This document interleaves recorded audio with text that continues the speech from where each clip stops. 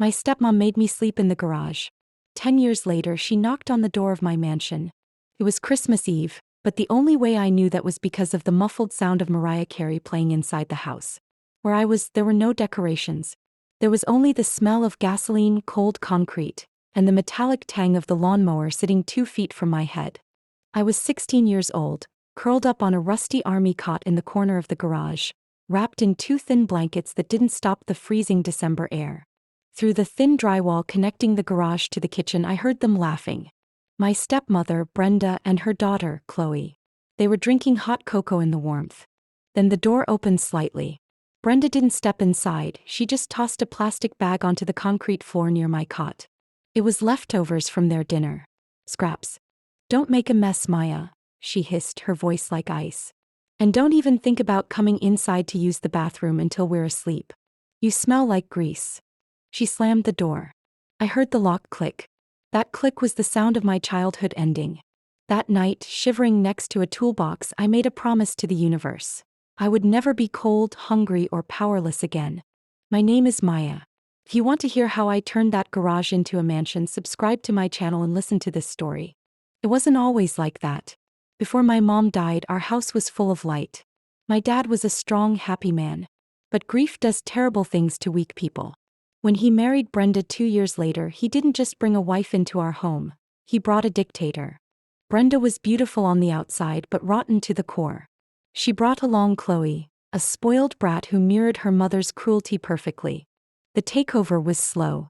First, Brenda said my room had better light for Chloe's painting hobby, so I was moved to the guest room. Then her sensitive relatives needed the guest room for long visits, so I was moved to the basement. Finally, when I turned 15, Brenda decided my presence in the main house was disruptive to the family dynamic. "You're just extra space, Maya," she told me one day, sipping wine while I scrubbed the kitchen floor. "We need the basement for storage. The garage is perfectly fine. It's dry. Be grateful we keep you at all." My father, he just sat there reading his newspaper, pretending not to hear. He was too afraid of losing Brenda to protect his own daughter. I became the live-in maid who slept next to the car. I endured it for 2 more years. I did my homework by flashlight. I washed my clothes in the utility sink. I survived on their leftovers. The day I turned 18, I didn't even pack a bag.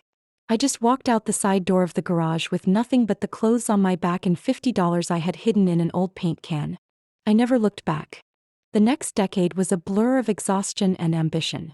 I started as a dishwasher, working double shifts, eating food that customers sent back just to save money. I slept in a studio apartment the size of a closet, shared with 3 other girls. It was crowded, loud, and dirty.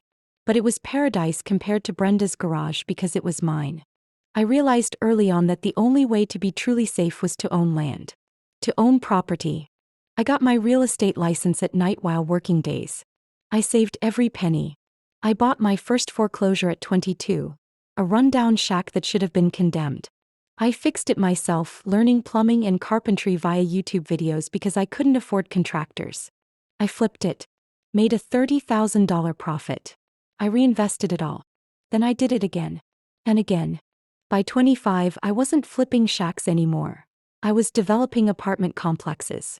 By 28, I was the CEO of Apex Properties, one of the city's most aggressive luxury real estate development firms. I bought my dream home the month I turned 29. It was a sprawling, modern mansion on the hills overlooking the city. It had 8 bedrooms, a home theater, an infinity pool, and a 6-car garage that was heated, carpeted, and cleaner than any hospital. I kept that garage empty. A reminder. I had heard through the grapevine that my father had died of a heart attack 3 years after I left. Apparently, Brenda had spent every dime of his life insurance and retirement savings on vacations and bad investments. I felt a pang of sadness for the father I lost years ago, but nothing for the man who let me sleep in the cold. I assumed I'd never see Brenda again. I was wrong. The real estate market crashed hard that year. A lot of people who were living beyond their means got wiped out. My assistant, Sarah, walked into my massive glass-walled office overlooking the city. "Miss Davis," she said. I used my mother's maiden name now. "We have a situation with the eviction at the Oak Street foreclosure. The tenants are refusing to leave. They're demanding to speak to the owner before the marshals arrive tomorrow." I don't handle individual evictions, Sarah, I said, signing a multimillion-dollar contract. That's why I pay property managers. I know, but this woman is persistent. She's crying in the lobby. She says she's a poor widow with a dependent daughter and nowhere to go. She's making a scene. I sighed. I was usually tough, but the phrase, nowhere to go, triggered something in me. It triggered a memory of cold concrete. Fine, I said, checking my watch. Send her up. I have 10 minutes before my next meeting. Let's get this over with. I stood with my back to the door, looking out the enormous window at the city below me. I heard the heavy mahogany door open and close. Oh, thank you. Thank you so much for seeing me, ma'am. A voice simpered behind me. A voice I hadn't heard in a decade. A voice that used to sound like ice, now sounding like desperate, sugary fake politeness. My blood ran cold, then boiling hot. Please, you have to help us, the voice continued. My daughter and I, we've fallen on hard times since my dear husband passed away. We just need a little more time. We used to live in such a beautiful house, you know. We aren't used to this. I slowly turned around. Brenda stood there. She looked used up. The designer clothes were gone, replaced by a faded, off-brand tracksuit. Her hair, once perfectly dyed blonde, was showing inches of gray roots. Her face was lined with bitterness and stress. She looked at me. At my tailored silk suit, my diamond earrings, the immense power emanating from my office. She didn't recognize me. Why would she? The last time she saw me, I was a skinny, dirty teenager in oversized thrift store clothes smelling of garage fumes. State your name for the record, I said, my voice calm and authoritative. Brenda. Brenda Miller. And my daughter Chloe. She's an artist. Very sensitive. This eviction is destroying her. Still grifting. Still using Chloe's sensitivity as an excuse for laziness. Ms. Miller, I walked slowly around my massive desk, leaning against the front of it, crossing my arms. Do you know why people end up evicted? She nervously twisted her cheap handbag. Well, the economy. Bad luck. No, I interrupted. It's usually because they make bad choices. They spend money they don't have. They treat people poorly. Karma is a slow accountant, Brenda, but she always balances the books. She squinted at me, a flicker of confusion crossing her face. Excuse me? Do I know you? You used to, I said softly. A long time ago. Back when you had a beautiful house. I saw the gears turning in her head. She looked at my eyes. My mother's eyes. Her hand flew to her mouth. She gasped, staggering back a step. Maya, she whispered. Sounded like a curse word. Hello, Brenda, I smiled. It wasn't a warm smile. Welcome to my office. This is yours, she stammered, looking around wildly. But you were. I was the extra space, I finished for her.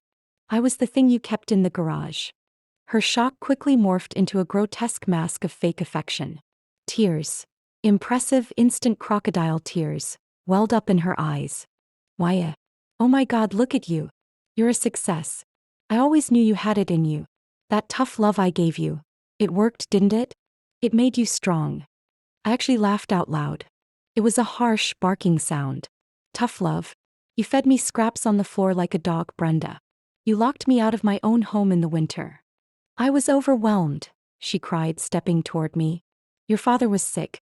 Chloe needed me. I made mistakes, Maya. But we're family. You can't let your family starve on the street. Chloe is your sister.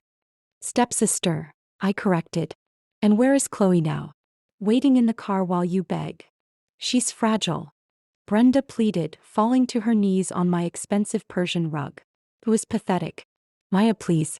You have all this. Look at this place. You have so many rooms. Just one room. That's all we ask. Until we get back on our feet. Please. For your father's sake. How dare she invoke his name? I looked down at her.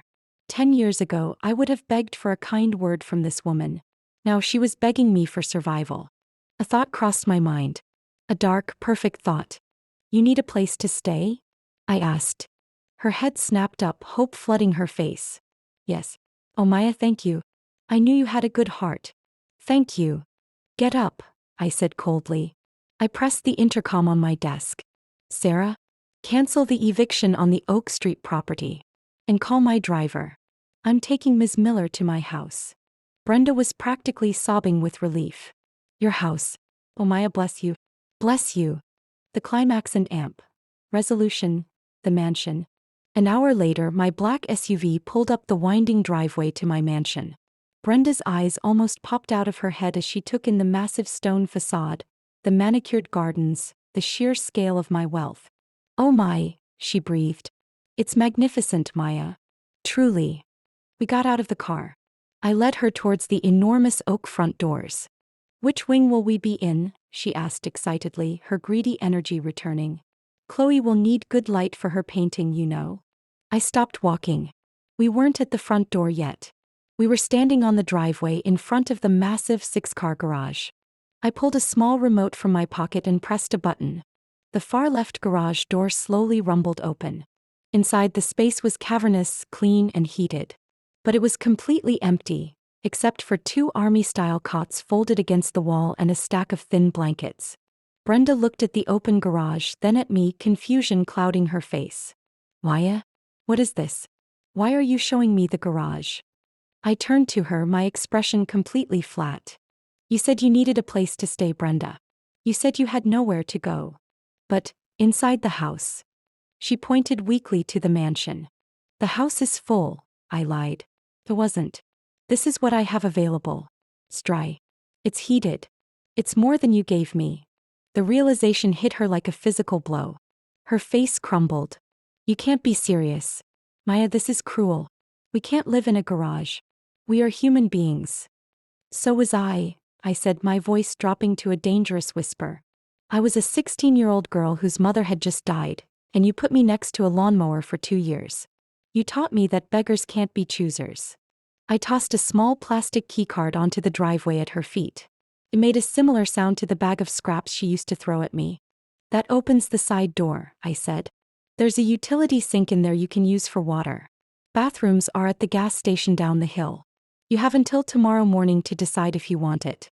If not, the marshals will be at your old apartment at 9 a.m.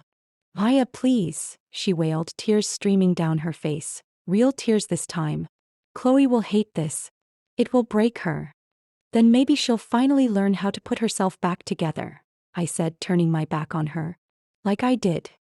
I walked toward the front door of my mansion, leaving her standing on the driveway, staring into the empty garage. I went inside, closed the heavy door, and locked it. The click gave me the same feeling of finality it did 10 years ago. But this time I was on the warm side of the door. I walked into my massive gourmet kitchen, poured myself a glass of expensive wine, and finally, after 10 long years, I truly relaxed. Karma had finally balanced the books.